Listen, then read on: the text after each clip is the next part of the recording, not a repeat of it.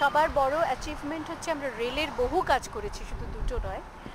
রেলের রেগুলার একটা রাধিকাপুরের মতো প্রত্যন্ত গ্রামের স্টেশন থেকে আমরা এক্সপ্রেস ট্রেন দিল্লিগামী প্রতিদিনের ট্রেনটা চালু করতে পেরেছি। আমরা রাধিকাপুরের অ্যাডিশনাল কোচ দিতে পেরেছি, আমরা অনেকগুলো স্টপেজ দিতে পেরেছি, রেক পয়েন্ট করতে পেরেছি। যে কাজগুলো হয়েছে তাতে পরিকাঠামোগত দিক থেকে এই জেলা কিন্তু যতটা অবহেলায় ছিল, এখন কিন্তু আজকের দিনে বলতে পারি সেই অবহেলায় নেই।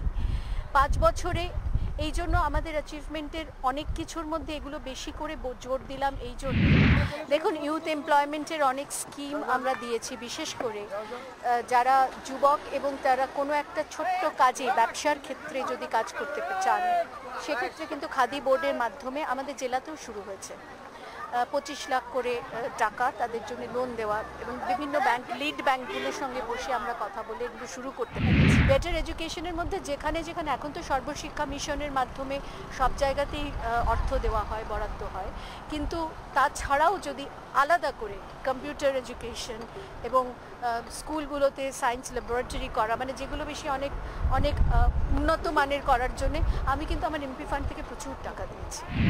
দেখুন, মহিলাদের এম্পাওয়ারমেন্টের কথা আমাদের পার্টি সবসময় বলে এসছে এবং এখনও মহিলাদের অনেক বেশি অ্যাওয়ারনেস তৈরি করে দেওয়া। একজন মহিলা প্রার্থী আমাকে দেখে কিন্তু এত মহিলারা যে ভিড় করে আসছেন, সেটা কিন্তু কোথাও তাদের ভেতরে একটা মেয়েদের রিপ্রেজেন্টেশনটা ফুটে উঠছে। কাজেই এইটাই কিন্তু আমার মনে হয় একটা উদ্বুদ্ধ করার মতো জায়গা, যেখানে আজকে কিন্তু মায়েরা যারা অশিক্ষিত তারাও কিন্তু নিজের ছেলেকে বা মেয়েকে বিশেষ করে স্কুলে পড়াতে পাঠাচ্ছেন। এটাই তো আমাদের বড় অ্যাচিভমেন্ট। প্রথম এবং ফার্স্ট এবং ফোরমোস্ট কাজ হচ্ছে এইমসটাকে কি করে গড়া যায় তার জন্য লড়াই করে তৈরি করতে হবে। তার কারণ এটা খুব মসৃণ পথ নয়, আমরা দেখেছি, এবং সেই মসৃণ পথটাকে চাপ দিয়ে কিভাবে করা যায় এর জন্য একটা সাস্টেনেবল এবং বড় আন্দোলন করতে হবে। সেটাতে শুধু বাংলা নয়, এখন বিহারও আমাদের সঙ্গে এসে গেছে, ফলে সবাই মিলেই এটা।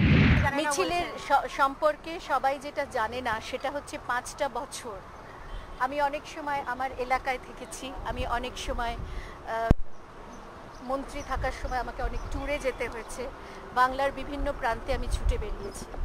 কিন্তু যার বাবা অসুস্থ, মা এত কাজের মধ্যে থাকেন, সেই ছেলেটি তার নিজের সময়টুকু বেছে নিয়ে যেভাবে ফ্যামিলিকে কোঅপারেট করা, মাকে কোঅপারেট করা, এবং মা তার জন্য কতটা সময় পাবেন সেই সময়টুকু ইউটিলাইজ করা, এই যে টাইম ম্যানেজমেন্ট, এবং এই টাইম ম্যানেজমেন্ট এবং আমাকে দেখে দেখে অসুস্থ বাবার পাশে থেকে আগামী দিনের তার নিজের ভবিষ্যৎটা চিন্তা করে এত কম বয়সে এত বেশি গ্রোন আপ হয়ে উঠেছে, এত বেশি সিনসিয়ার এবং অনেক অনেক বেশি ম্যাচিওর্ড হয়ে গেছে।